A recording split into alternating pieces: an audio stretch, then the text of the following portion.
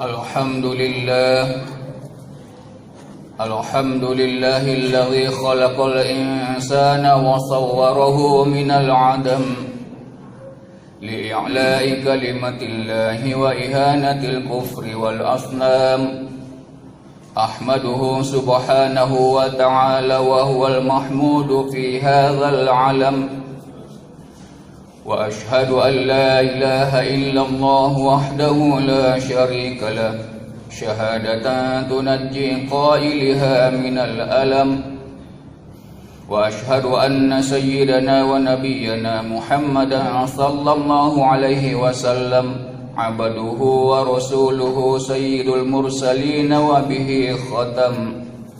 Allahumma fassalli wa sallim wa barik ala hadzal nabiyil karim sayyidina Muhammadin dzil qalbir rahim. Ayyuhan nas ittaqullaha haqqa tuqatih wa la tamutunna illa wa antum muslimun. Qala Allah ta'ala wa ja'at sakaratul mauti bil haqq dzalika ma kunta minhu tahid. Shadaqallahul azim. Sidang Jumat yang dirahmati oleh Allah Subhanahu wa ta'ala,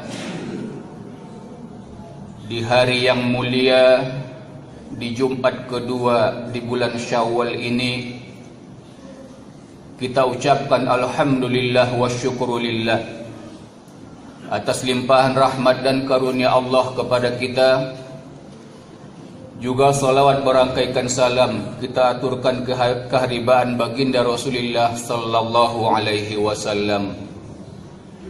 Selanjutnya Hatib tidak lupa berpesan kepada diri Hatib dan kepada kita kesemuanya untuk menyediakan bekal sebelum dipanggil oleh Allah Subhanahu wa taala. Bekal yang dimaksud adalah bekal takwa. Wa tazawwadu fa inna khairaz zadi taqwa. Berbekallah kamu, sungguh bekal terbaik itu adalah takwa akan Allah dan Rasulnya.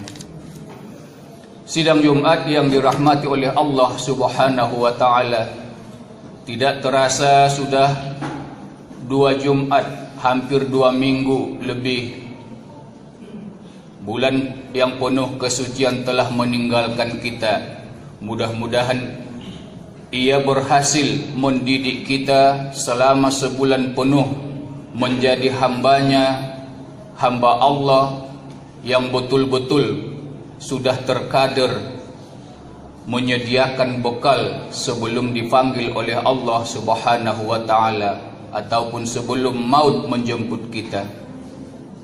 Karena kematian itu kita tidak tahu kapan ia datang.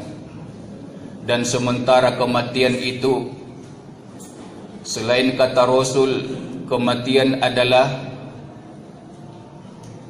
pemisah dari apa yang kita cintai ataupun pemutus dari kenikmatan yang ada di muka bumi ini. Ia adalah sesuatu yang sangat pedih, sangat menyakitkan ketika sakaratul maut.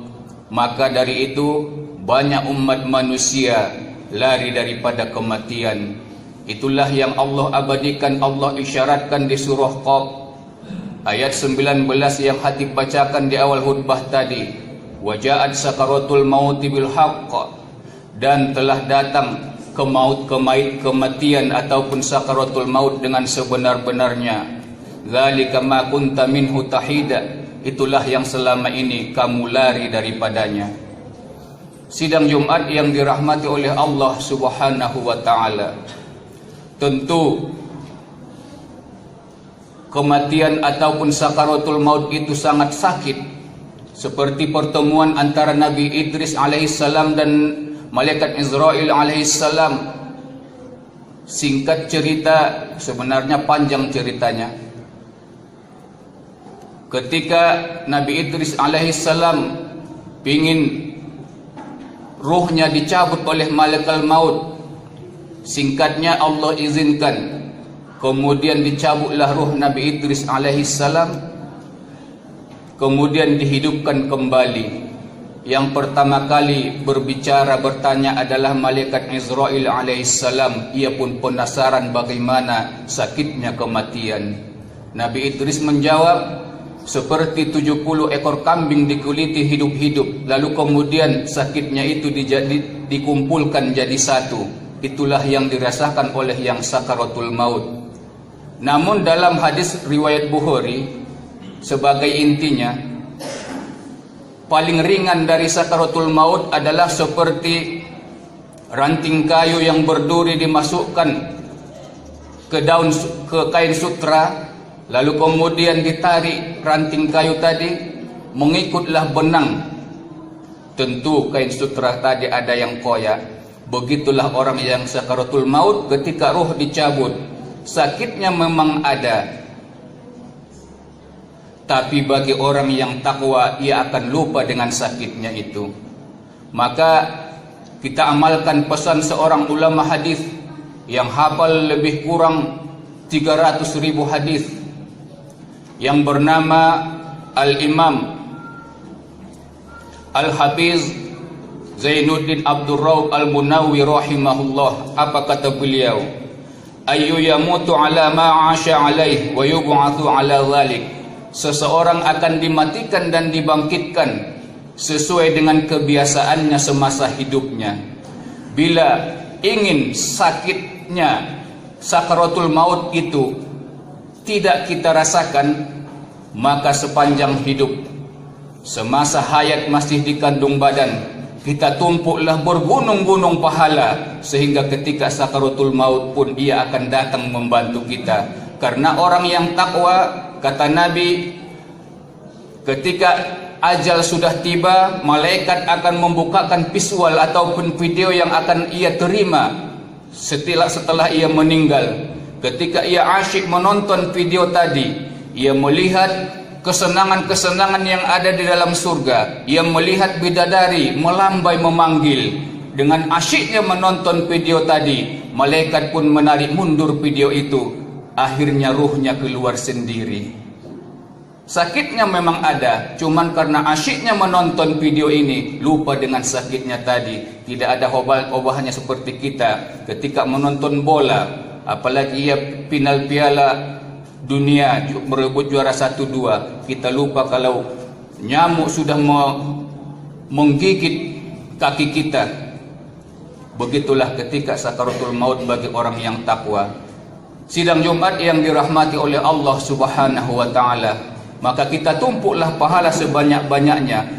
Kita perbanyak la ilaha illallah, paling tidak 100 kali, kalau perlu 1000 bahkan 10.000 kali, satu hari satu malam. Maka ketika sakaratul maut ia akan datang dan akan mudah mengucapkannya. Maka beruntunglah seorang imam masjid ketika ia sudah mendapatkan izin dari Allah dan Rasulnya. Juga beruntung orang penkhutbah penceramah ketika ia sudah mendapatkan izin dari Allah dan Rasulnya untuk menjadi penkhutbah penceramah, untuk mengetahui apakah kita sudah mendapatkan izin menjadi imam atau penkhutbah ataupun penceramah. Adalah ketika kita seorang jadi imam, di belakang kita ada seorang wali Allah yang siap menjadi makmum kita, maka ketika itu kita telah mendapatkan izin dan restu dari Allah dan Rasulnya. Begitu juga penceramah ataupun penkhutbah, dengan asyiknya seorang wali menyimak khutbah kita, ceramah kita, maka di saat itu kita telah mendapatkan izin dari Allah dan Rasulnya untuk menebarkan agama Islam di muka bumi ini. Ketika kedua hal ini sudah mendapat izin, maka berarti Allah akan menilai kedua hal tersebut dengan nilai pahala yang luar biasa. Maka ketika sakaratul maut pun pahala itu akan datang dan akan memudahkan kita ketika sakaratul maut. Alhamdulillah kedua hal tadi, alhamdulillah wa syukrulillah. Mudah-mudahan Allah mengampuni hatib kalau ucapan ini tidak diridhoi oleh Allah. Kedua hal tadi alhamdulillah sudah dikaruniai oleh Allah Subhanahu wa taala. Sidang Jumat yang dirahmati oleh Allah Subhanahu wa taala, sebagai penutup, pernah seorang pemuda, orangnya ingin dirahasiakan karena masih hidup dan sudah punya anak, dulu pernah tabrakan 2 kali. Ia lengkap semua, SIM-nya lengkap, kaca spionnya lengkap, helm lengkap. Pernah 2 kali tabrakan, berhadapan dengan pemuda pula dalam 2 kejadian tadi. Kesalahan itu datang dari sananya. Ketika tabrakan, ia melambung ke udara ucapannya Allah, kemudian jatuh ke tanah ucapannya la ilaha illallah, la ilaha illallah, sambil jungkir balik. Seberapa kali ia jungkir balik, sebegitu banyaklah ucapan la ilaha illallahnya. Kemudian selesai jungkir balik, ia duduk bersila, ucapannya Allah. Dimulai dengan Allah, di tengahnya la ilaha illallah, kemudian ditutup dengan Allah. Bila akal berpikir, mana mungkin si orang tadi aktif lagi pikirannya, kira-kira apa yang harus ia ucapkan ketika itu. Namun disebabkan kalimat tadi sudah mendarah daging dengan dia, maka keluar sendiri ucapan itu. Padahal itu situasi genting, keluar ucapan itu. Apalagi ketika sakaratul maut, terkadang waktu kita sangat luang di saat itu. Masih banyak lagi iblis menggoda sana sini. Insya Allah bila kalimat yang baik-baik termasuk la ilaha illallah sudah mendarah daging dengan kita, maka ketika sakaratul maut pun akan mudah diucapkan, sehingga kita lupa tadi dengan sakitnya ataupun pedihnya sakaratul maut. Barakallahu li wa lakum fil Qur'anil azim wa nafa'ani wa iyyakum bima fihi min ayati wa zikril hakim wa taqabbala minni wa minkum tilawata innahu huwas samiul basir.